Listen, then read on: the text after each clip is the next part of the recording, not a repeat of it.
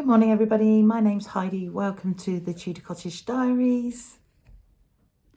I know all the Christmas chores are almost done. A bit of tidying up to do and then we're ready to go. I'm just going to grab my seed tin. Right, grab the seed tin. I have a cup of tea and I have a gingerbread man. So I'm just going to go through my seed tin and see if there's anything else I need to buy.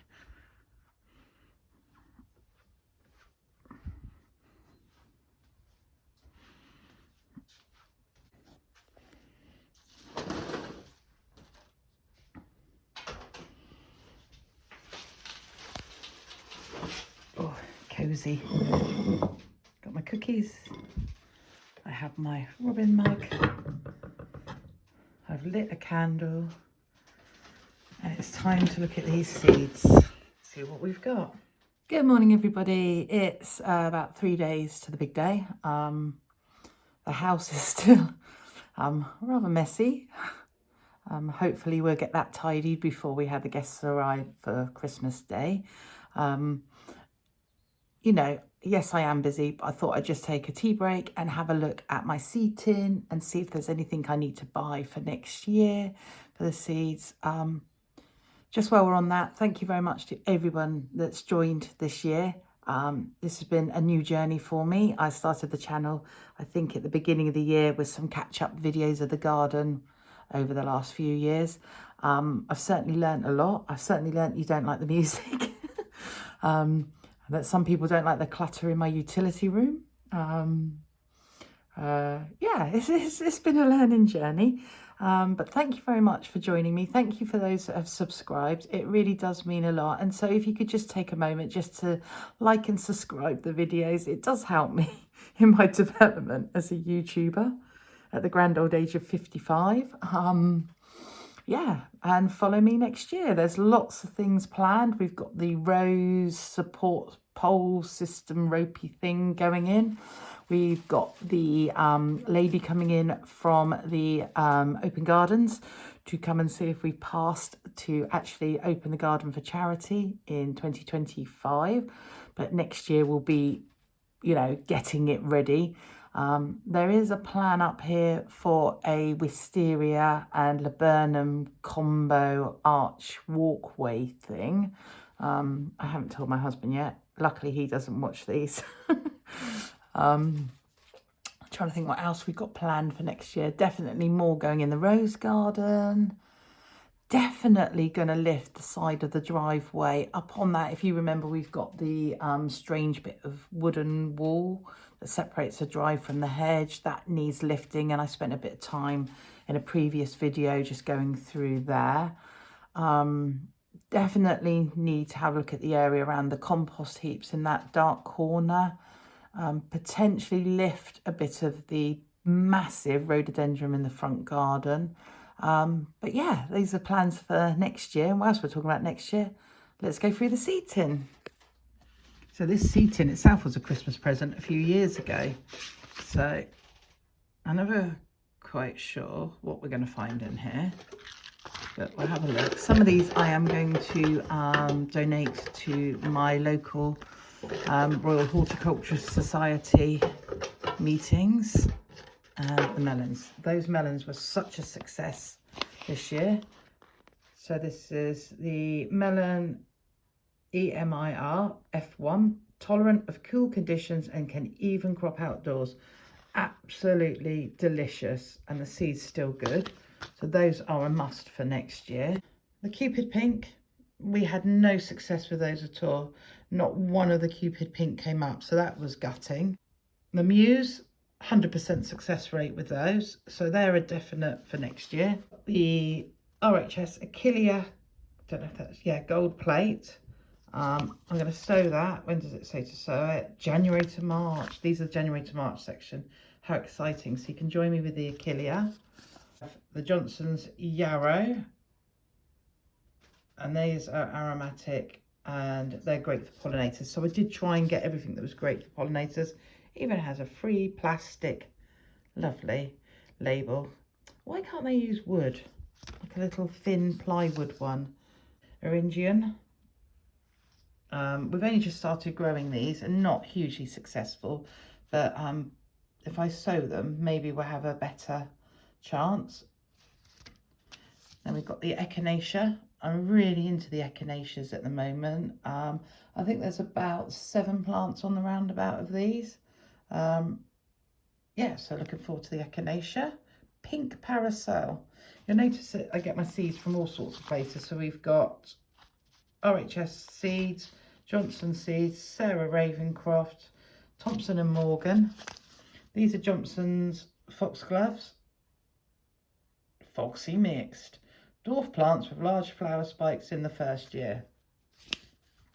Again, another plastic label. Come on, guys. We don't need plastic labels. Do biodegradable labels. Something from bamboo, maybe. And that's February to April. Then we got the Excelsior Mix Foxglove. This was the one I was quite excited about. And this is the Hardy Biennial. And we're going to sow this April to July.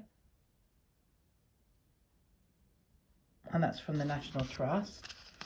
We've got a Sarah Raven Larkspur, White King, long flowering with great vase life, and again it's a bee pollinating one, and that's a Johnson's. Echinopsis Globe Thistle, that's an interesting one. Another one for bees, that's another Sarah Raven one. March to June. The zinnias. Can you remember the zinnia? Last year I only had one plant and it was just magnificent. It flowered for absolutely ages. So this year I'm going to pay a bit more attention to them, and this is Queenie Mixed. And they look really good. There's some limeys, oranges colours there. Also got a pink zinnia. Oh, they call it purple. Looks pink to me. Purple Prince. Half Hardy Annual. And that's again a Thompson and Morgan, and it is a pollinator again. Then we have a stock. I love the smell of stocks. I only ever buy them, I've never grown them. And a stock, a Chelsea mix, no flower scent equals that of stocks. I will agree, it is the most highly scented flowers ever. And these are April to June. So donation flowers, these are the seed packets that are going to the RHS, because I've got a packet of these. I won't be able to pronounce it. Azarnia. As you can see, I only paid 50p for the packets, but there's quite a lot of seeds in them. So I think the ladies of the RHS and the gents will appreciate that. Then we've got some Morning Glory. I've got 3 packets of those. Morning Glory, again 50p each. And I've also kept a packet of those back. Oh, there's another one of those Asanias. And then we've got bellflowers. I've got 2 of those, which I'm going to donate for the RHS ladies and gents, purely because I've got some packets of those open. So that's it for the spring. So that's it. That's the seed collection for the end of 2023. I will purchase some more delphiniums because the ones in the greenhouse, I don't know if they're doing okay, and I can't risk not having a backup plan on those. This will be the last video of 2023. So once again, thank you very much for joining me. Thank you for all your comments. I read every single one and I reply to every single one. Yeah, and hopefully you will click like and subscribe and join me for 2024. And the first video will go out on New Year's Day. I will share some of the rituals that I take part in on New Year's Eve. It's passed down through generations, so join me for that. And then I will put the first gardening tour out probably mid-January, and hopefully we've had some snow. Merry Christmas everyone, and a very happy New Year 2024.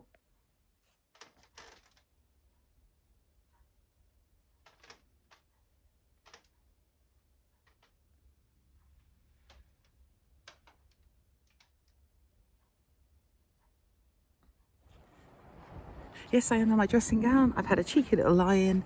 I've got some things to do around the house, and then I want to go and visit one of my best friends and take her Christmas presents, and yeah, just crack on with the day. Well, this is an interesting combo. I've got to try and make it down to the compost heap. I've got the ash from the fire, and I've got the compost heap. The compost for the compost heap. It's one of those very still days today, but very meh weather. But look what I did get round to doing yesterday. I did this literally at dusk. I just suddenly woke up after my afternoon nap and I thought, I'm going to get some of the soil improver on. You can see the skimmia that I planted yesterday and filmed. But yeah, it's had one top layer of the soil improver, and then generally what I do is empty the compost bins in spring on top as well. Right, that's the vegetables on. I won't leave the cover off for too long because it cools the wormies down too much. There is a beautiful bed above my head. I'm going to tip the ashes on, and these are our wood fire ashes, not coal. That's on, and I'll get that covered again.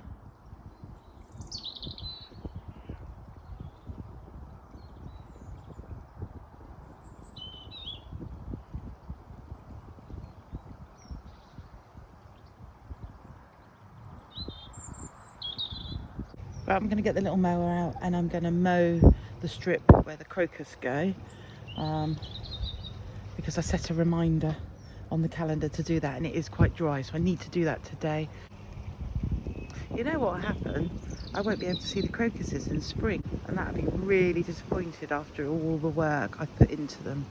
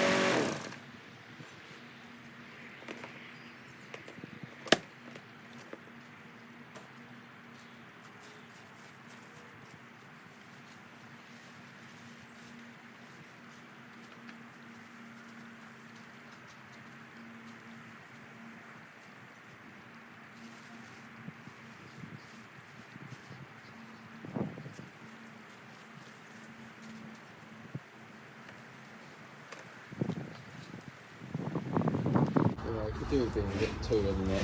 Put it up again, because it'll be in the ground. Yeah. That's only 1.8. You probably want... They're £5 each. 2.4. I think I need 1, 2, 4 of them. It's only at the other end.